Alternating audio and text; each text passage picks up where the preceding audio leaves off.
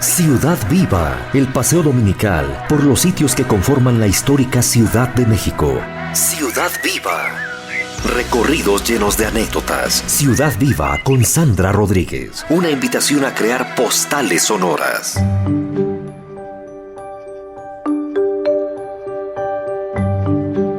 Hola, ¿qué tal? Muy buenos días. Qué gusto que nos acompañas aquí en Ciudad Viva. Yo soy Sandra Rodríguez y hoy, que es Día de Muertos, vamos a hablar de esta tradición aquí en la Ciudad de México. Ha pasado muy rápido el tiempo. Este es uno de los meses que a mí me encantan, sobre todo este ambiente, las tardes, el sol, el aroma, ¿no? Allá muchos empezamos a probar ese pan de muerto delicioso. Y también esas calaveritas de azúcar o de chocolate deliciosas. La calaverita de azúcar, la calaverita verás. La calaverita de azúcar, en mi frente qué nombre pondrás. La calaverita de azúcar, la calaverita verás. La calaverita de azúcar, en mi frente qué nombre pondrás. Y para los que pusieron su ofrenda, pues vamos a hablar un poquito de los elementos que tienen que tener este tipo de ofrendas en nuestra casa para poder recibir aquí a nuestros muertos. Esta tradición viene pues desde la época prehispánica. Por ahí cuando hablan de esta tradición que llegaron los conquistadores, ya hablaban de que en el México prehispánico se celebraba un cierto evento en unas fechas establecidas 2 veces al año, en la que se recibían a los muertos. Al final, cuando llegan los españoles, se empata con el 1 y 2 de noviembre, pero ya se ofrecía desde antes diferentes alimentos, bebidas a los muertos cuando ellos regresaban. Cuando llegan los españoles y se hace ya la fiesta de Todos los Santos, por cierto, les recomiendo que visiten la Catedral Metropolitana, porque tienen una capilla a un costado del altar mayor que se llama la Capilla de las Reliquias.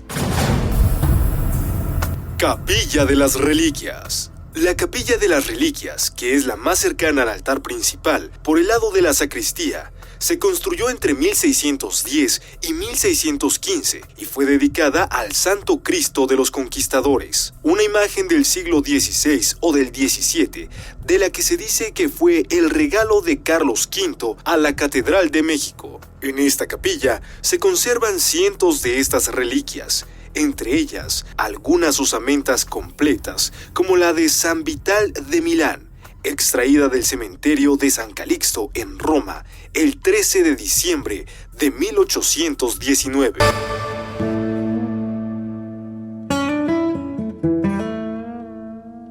Y en ese espacio lo abren exactamente el día 1 y 2 de noviembre, el día que está dedicado a todos los santos. Abren esta capilla y además abren los relicarios, que son las cajitas en las que están precisamente los restos de los santos. Así que es un lujo visitar el 1 y 2 de noviembre la catedral. Por ahí uno de los guías me comentaba también que abren inclusive las criptas. Entonces tienes acceso para poder conocer las criptas en donde están sepultados los arzobispos, los diferentes arzobispos que ha tenido la Ciudad de México. Es una buena oportunidad para visitar allá en el centro histórico de la Ciudad de México.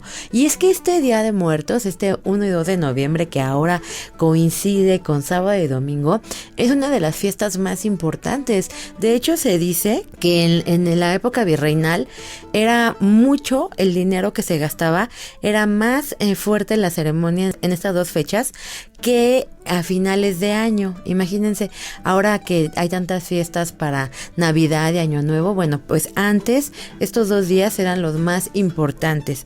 Y la tradición cuenta que cuando uno monta la ofrenda en su casa, si ustedes ya la tienen, hay que verificar nada más que estén todos los elementos, y entre los elementos importantes son el agua. Es fundamental que toda ofrenda tenga agua, sal, velas, incienso, flores, un petate, juguetes, pan y los golletes o cañas. Los golletes son un pan redondito, realmente es como una pequeña rosquilla, pero rosa. Entonces los golletes y cañas son también fundamentales.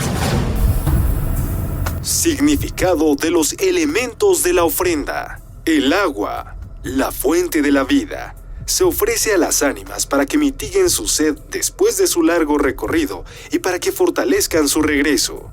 En algunas culturas simboliza la pureza del alma. La sal, el elemento de purificación, sirve para que el cuerpo no se corrompa en su viaje de ida y vuelta para el año siguiente.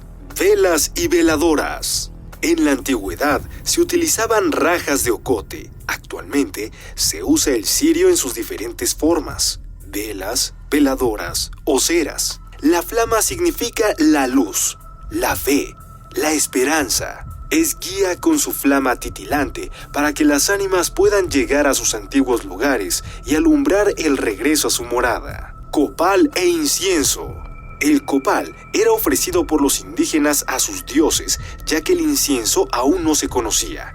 Este llegó con los españoles. Es el elemento que sublima la oración o alabanza. Fragancia de reverencia. Se utiliza para limpiar el lugar de los malos espíritus y así el alma pueda entrar a su casa sin ningún peligro. Las flores son símbolo de la festividad por sus colores y estelas aromáticas. Adornan y aromatizan el lugar durante la estancia del ánima, la cual al marcharse se irá contenta. El alelí y la nube no pueden faltar, pues su color significa pureza y ternura y acompañan a las ánimas de los niños. El pan. El ofrecimiento fraternal es el pan.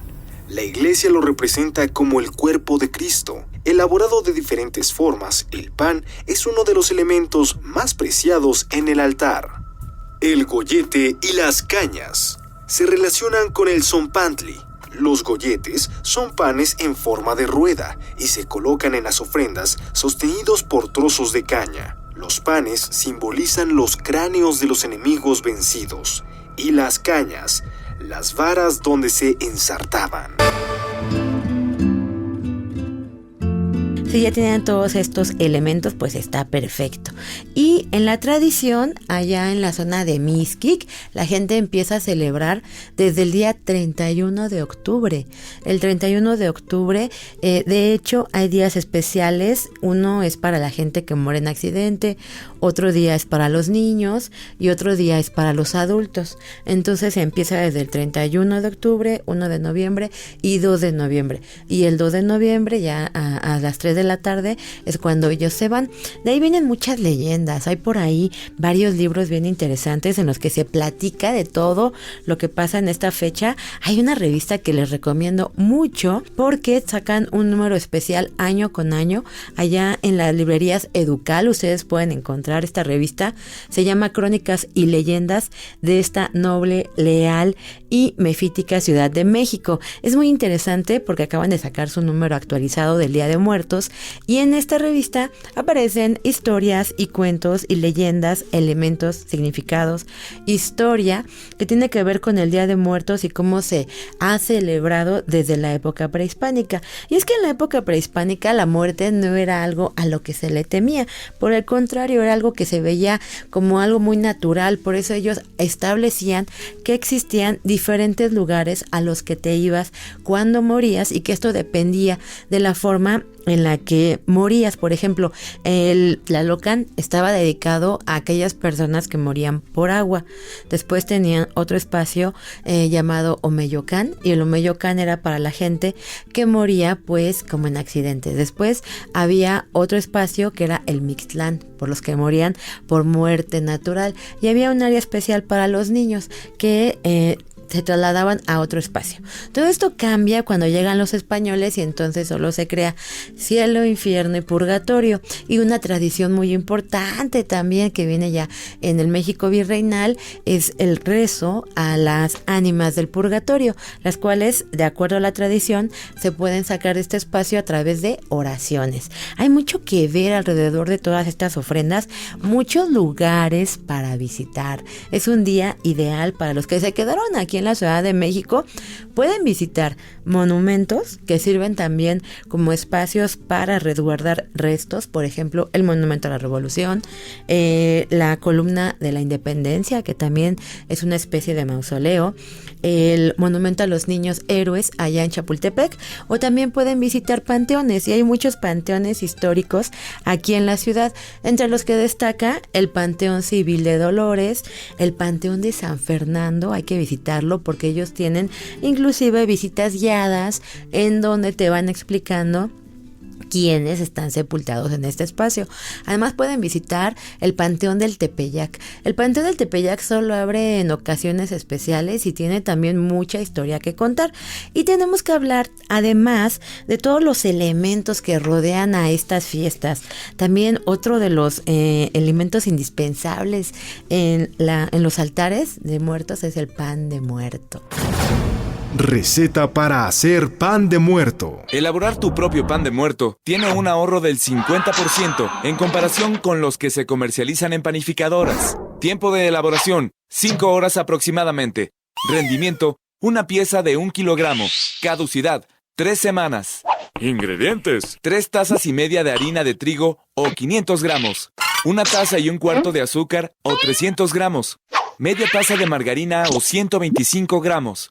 1/3 de taza de manteca vegetal o 100 gramos. 4 huevos. 7 yemas de huevo. 5 cucharadas de agua o 75 mililitros. 3 cucharadas de té de azahar preparado. 2 cucharadas de té de anís preparado. 2 cucharadas de ralladura de cáscara de naranja. 2 sobrecitos de levadura o 20 gramos. 1/4 de cucharadita de sal. Media taza de agua hervida o clorada y 3 cucharadas de manteca vegetal. Utensilios: brocha para alimentos, charola para hornear, colador de malla fina, cuchara cafetera, cuchara sopera, flanera, plástico para alimentos, pocillo pequeño, rallador, taza medidora, tazón de vidrio con capacidad de 4 litros, tenedor, vaso de vidrio y tabla de amasar. Procedimiento: 1. Calienta en el pocillo las 5 cucharadas de agua.